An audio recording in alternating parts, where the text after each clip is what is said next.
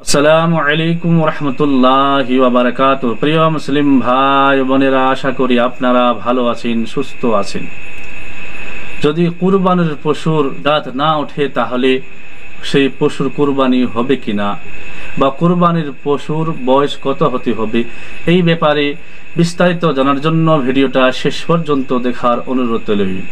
বিরাদরানি মিল্লাতে ইসলামিয়া, আমাদের বিশেষ করে সমাজের মধ্যে বেশিরভাগ মানুষ যখন কুরবানির পশু নিতে যায় সেই সময় বয়সটাকে না দেখে বেশিরভাগ মানুষ দাঁত দেখে, যে পশুটার দাঁত বড় হয়েছে কিনা।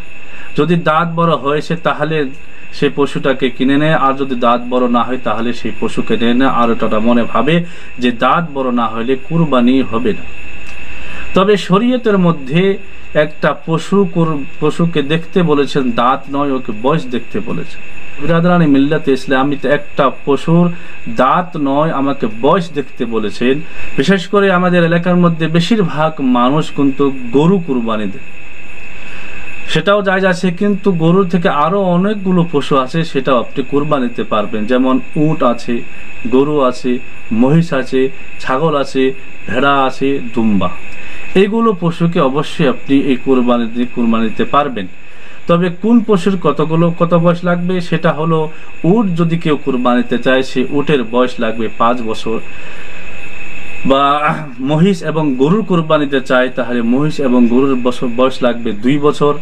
যদি 2 বছর হয়ে গেছে, এখন দাঁত যদি বড় নাও হয় তবুও কিন্তু কুরবানি হয়ে যাবে। দাঁত এতবার হবে না, এটা বয়সের এতবার হবে।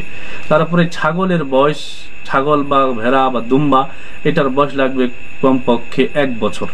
তো তবে যদি কোনো ভেড়া বা দুম্বার বয়স হয়েছে 6 মাস, আর সেই ভেড়া বা দুম্বাকে দূর থেকে দেখতে লাগছে সেটার বয়স মনে হয় 1 বছর হয়েছে, 1 বছরকার দেখা, দূর থেকে দেখলে 1 বছরকার লাগে, আর আসলে ওর বয়স হয়েছে 6 মাস, তাহলে ওই ভেড়া বা দুম্বারও কুরবানি হয়ে যাবে।